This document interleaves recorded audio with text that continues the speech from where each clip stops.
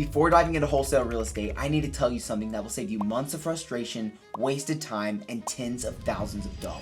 I've seen my students make the same mistakes over and over again, and it's not because wholesaling doesn't work, because it absolutely does. I've done over 15 million in deals from this. My team's averaging 120,000 a month, and I've helped dozens of partners close their first deals. The problem isn't the business model. The problem is these 7 mistakes that kill wholesaling businesses before they even get off the ground. I've made every single one of them, and they've costed me tens of thousands of dollars and months of wasted time. And now I've watched hundreds of people make the exact same ones. So if you're about to start wholesaling or you're in your first few months, pay attention. This might be the most important 12 minutes you've ever spent. Let's get into it. Mistake number 1, not building a buyer's list before you get a property under contract. This is the biggest mistake I see beginners make. They spend all their time trying to find a deal, and when they finally find one, they have no one to sell it to. Here's what happens. You get a motivated seller on the phone, you finally get them to agree to a great price, you get the property under contract, you're excited. I mean, come on, it's your first deal. Then reality hits. You start posting the property in random Facebook groups, calling investors you don't even know, and you're scrambling.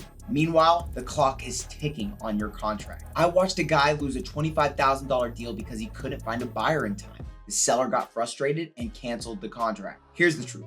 Wholesaling is not about finding deals.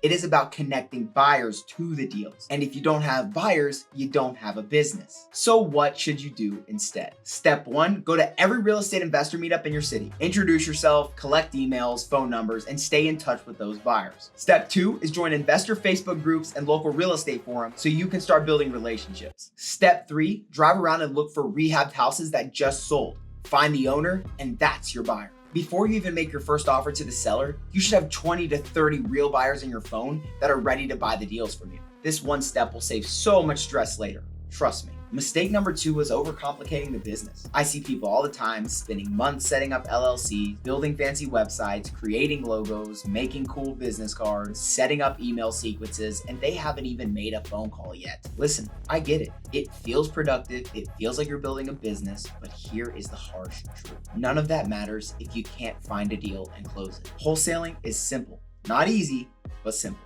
Here's the entire business model. Find a motivated seller, get the property under contract at a good price, find a buyer willing to pay more, assign the contract, and collect your fee. That's it. That's the business. You don't need an LLC on day 1. You don't need a website. You don't need business cards. You don't need a CRM, and you don't need fancy marketing tools. All you need is a phone, some motivated sellers, and a willingness to make calls. Get your first deal closed, make an extra 10 to 20K, and then start to invest in business infrastructure. I closed my first 3 deals with nothing but a Google Voice number and a sheet of paper. No LLC, no website, and no fancy tools. Stop overcomplicating it and start executing. Mistake number 3 is wasting time with unmotivated sellers. This one killed me for months when I was starting out. I'd get someone on the phone, they'd say they're interested in selling, then I would chase them for the next few weeks to find out they didn't even want to sell really in the first place. I'd call them, email them, text them, try to set up appointments, but they just kept pushing me off. Can you call me next week? I'm still thinking about it. Let me talk to my family. And I kept chasing because I thought if you stayed persistent enough, they'd eventually sell. Wrong. Here's what I learned. There is a huge difference between someone who is interested in selling and someone who actually needs to sell. Interested? That means they'd sell if the price was right, timing was perfect, and all the stars aligned. Motivated sellers have foreclosure notices, divorce situations, inherited properties they don't want, properties that have way too many repairs, job relocations with tight timelines, or tenants that they can't stand to deal with. These people, they don't need to be convinced. They just need a solution. So here's the rule. If someone isn't motivated, don't waste your time. Put them in a follow-up sequence through email and text, and focus your energy on people who actually need to sell. Time is your most valuable asset.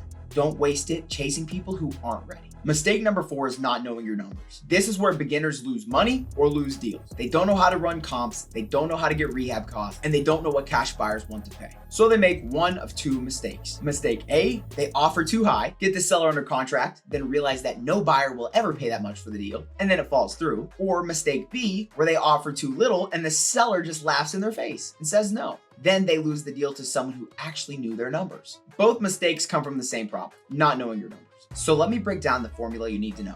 This is called the 70% rule, and it's the rule that most cash buyers use to purchase properties. Let's do an example. You have an ARV, or after repair value, of $200,000. what the property will be worth when it's totally fixed up. The rehab cost is like $40,000. That's what it needs in repairs. You're gonna take $200,000, multiply it by 0.7, then subtract 40,000 from it. That is the maximum amount a cash buyer would want to pay. So for this example, the maximum a cash buyer would want to pay is $100,000. Now, if you can go get the property under contract for $85,000 or $90,000, you have a deal. If the seller is stuck on like $120,000, you don't have a deal.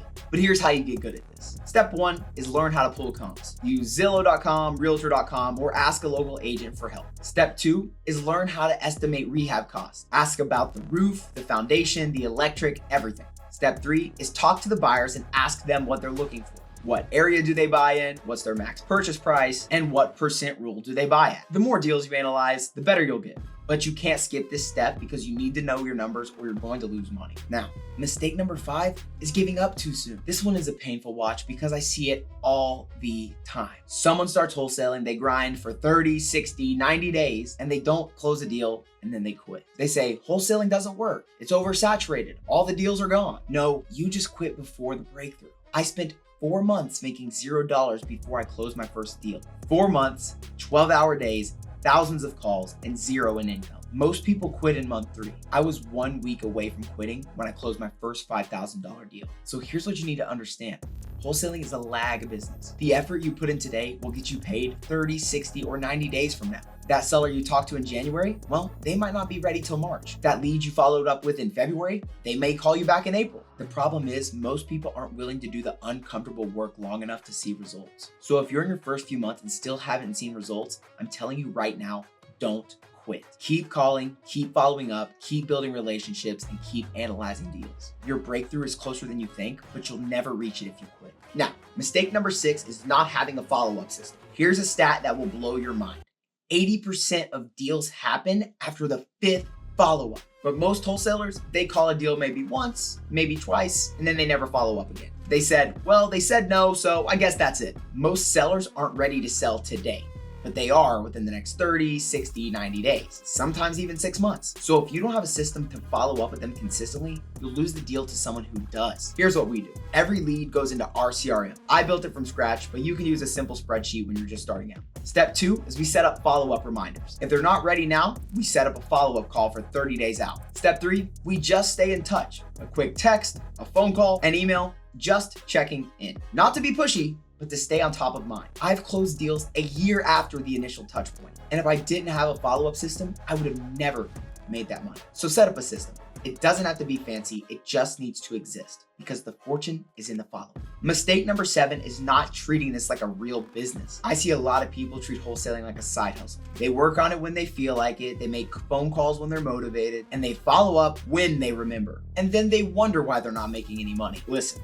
if you want a real business, you have to put in real business effort. That means showing up every day, even when you don't feel like it. Tracking your metrics to calls made, contracts signed, tracking your metrics to calls made, conversations had, contracts signed, setting goals and holding yourself accountable, investing in yourself and in your business, marketing tools, education, and treating sellers and buyers professionally. You don't have to quit your job. You don't have to go all in and leave everything behind. You just have to be consistent. Many of my students still work full-time jobs, but every day after work, 2 to 3 hours, every weekend, they follow up with leads and try to get them closer to the closing table because we treat it like a business even when it's not full-time. And that's how we get people to eventually replace their income and go full-time. So ask yourself, are you treating this like a real business or just dabble? Because the results you get will match the effort you put in. If you avoid those 7 mistakes, you'll be ahead of 99% of people who try wholesale. This business works. I've done over $15 million in real estate deals. We do $120,000 a month, and I've helped dozens of people close their first deals. But it only works if you execute correctly and avoid these massive pitfalls. Quick question though,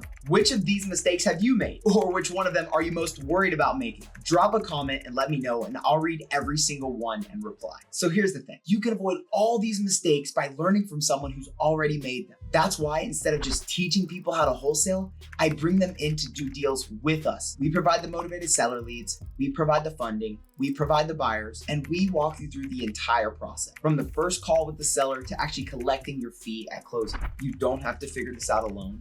You don't have to make the same mistakes I made. You can plug into a system that's already working and get paid while you learn. If you're serious about doing this the right way, apply down below and my team will reach out to you shortly. We'll explain exactly how we work together and see if you're a good fit for one of the spots we have available this quarter. We're only taking on a few people, so if you're ready to stop making mistakes and actually close deals, apply down below now. I appreciate you watching.